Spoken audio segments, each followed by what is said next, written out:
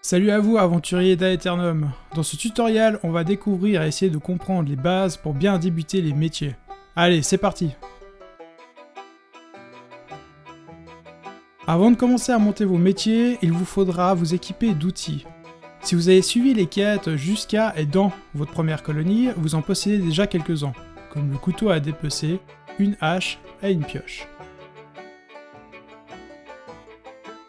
Si ce n'est pas le cas, on va simplement commencer par crafter les outils de base. Pour ce faire, vous aurez besoin de 4 silex et 4 branches. Le silex se trouve au sol et les branches dans les buissons. Promenez-vous un peu, il ne devrait pas y avoir de grandes difficultés à trouver ce qu'il vous faut.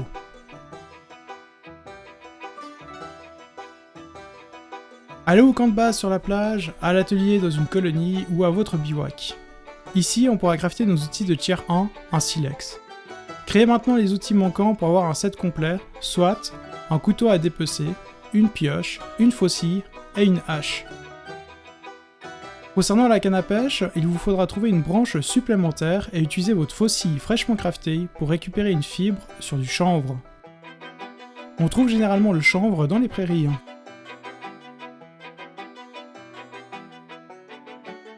Ces outils pourront évoluer dans le temps, de silex à fer, puis en acier, etc.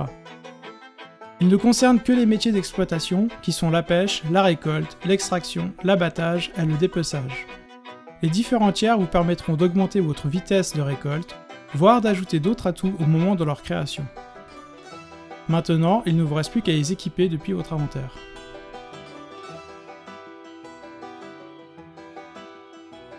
Les métiers dans New World sont divisés en 3 catégories. Les professions d'exploitation, de transformation et de fabrication. Si on commence par la base, pour avoir nos premiers composants, il faut s'intéresser aux métiers d'exploitation. Chacun de ces métiers dispose de paliers qui vous permettront de récolter ou non certaines catégories de composants. En montée de niveau, vous gagnerez une détection des ressources proches de vous, et chacun d'eux nécessite un des outils craftés précédemment.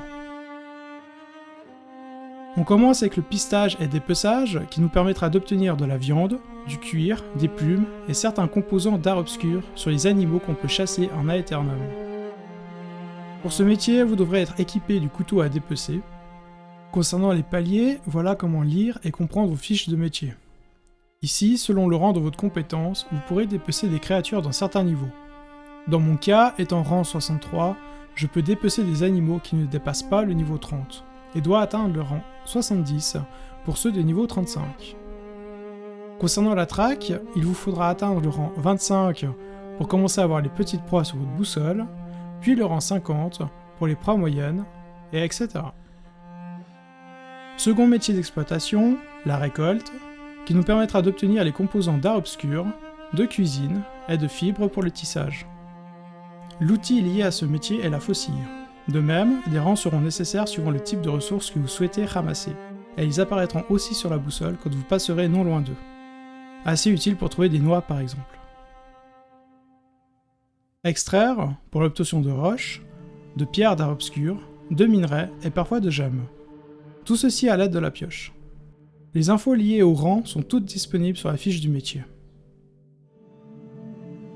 L'abattage à l'aide d'une hache pour découper de belles bûches. Là aussi un traçage sur la boussole des bois rares sera disponible, mais pas avant le rang 125.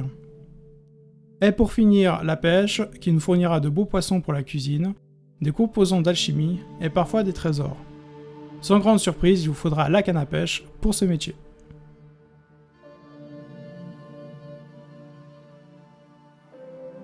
Deuxième catégorie, ensuite logique, les métiers de transformation. C'est ici que vous allez pouvoir façonner vos ressources de base en composants pour la fabrication. Dans la fonderie, on pourra y travailler nos minerais pour en faire des lingots et notre bois en charbon. En menuiserie, nos rondins deviendront de belles planches.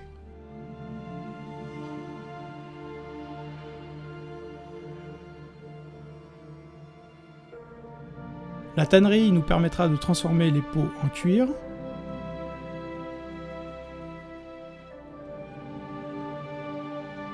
Le tissage, notre fibre en tissu.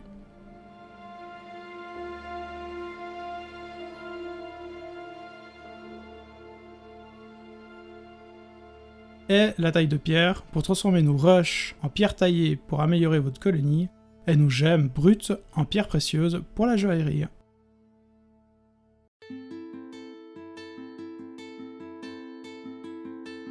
Dernière catégorie avec les métiers de fabrication.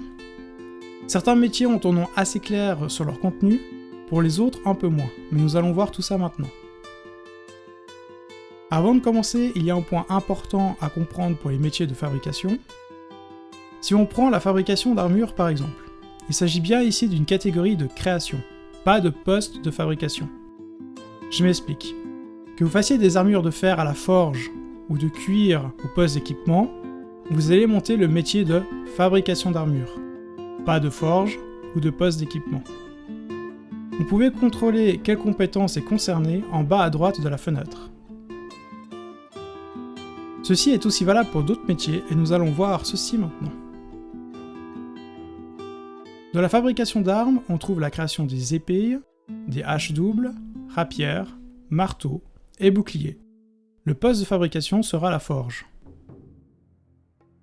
En ingénierie, comme expliqué au début de vidéo, on trouve les outils de base, les armes distantes, dont le mousquet et l'arc, ainsi que leurs munitions, mais aussi les lances et les hachettes.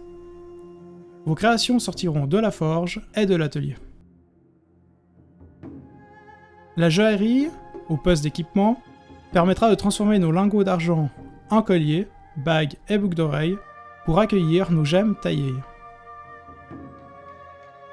Les arts obscurs nous permettront de préparer nos potions de soins, de mana et diverses protections selon les ennemis que vous allez affronter, mais aussi les armes magiques comme les bâtons de vie et de feu, gantelets de glace. Vous pourrez préparer ces mixtures à la réserve dédiée aux arts obscurs. La cuisine, un peu comme les arts obscurs, permet la création de plats avec la régénération sur la durée de vie ou de mana, mais aussi de plats plus complexes avec des bonus divers en passant par des caractéristiques et des bonus de métier. En dehors de plats délicieux, c'est ici que vous pourrez créer les teintures. Pour terminer, retour à l'atelier avec le métier d'ameublement. Ici, vous avez de quoi équiper votre maison de meubles fait main, de décoration et autres coffres de stockage. A savoir que vous pouvez créer des kits de réparation pour votre équipement dans la fabrication d'armes, d'armures et en ingénierie. Les sacs, eux, seront supportés par le métier du fabricant d'armure.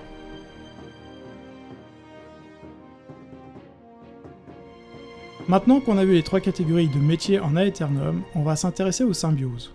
Quel métier d'exploitation, pour quel métier de transformation, pour quel métier de fabrication. Cette fois, on va partir du métier de fabrication et descendre dans les catégories. Le fabricant d'armes requiert des composants de fonderie, menuiserie et de tannerie, ce qui donne en récolte l'extraction, l'abattage et le dépeçage. Le fabricant d'armure aura besoin de la fonderie, du tanneur et du tissage, et donc de l'extraction, du dépeçage et de la récolte. L'ingénierie, tout sauf la taille de pierre, et en récolte, tout sauf la pêche. Pourquoi le dépeçage est présent? Simplement pour les plumes des flèches, pour l'arc. En joaillerie, vous aurez besoin de travailler avec des fondeurs et des tailleurs de pierre. Les arts obscurs auront besoin de fer, de cuir et de bois pour les armes, et de tous les métiers de récolte pour les diverses potions. Pour les cuisiniers, pas de métier de transformation. En exploitation, vous avez la pêche, le dépeçage et la récolte, mais vous aurez aussi énormément besoin des composants trouvés dans les caisses de rations et des légumes récoltables dans les fermes partout sur l'île. Concernant l'ameublement, principalement du minerai et du bois, mais aussi du tissu et certains composants trouvés directement en récolte.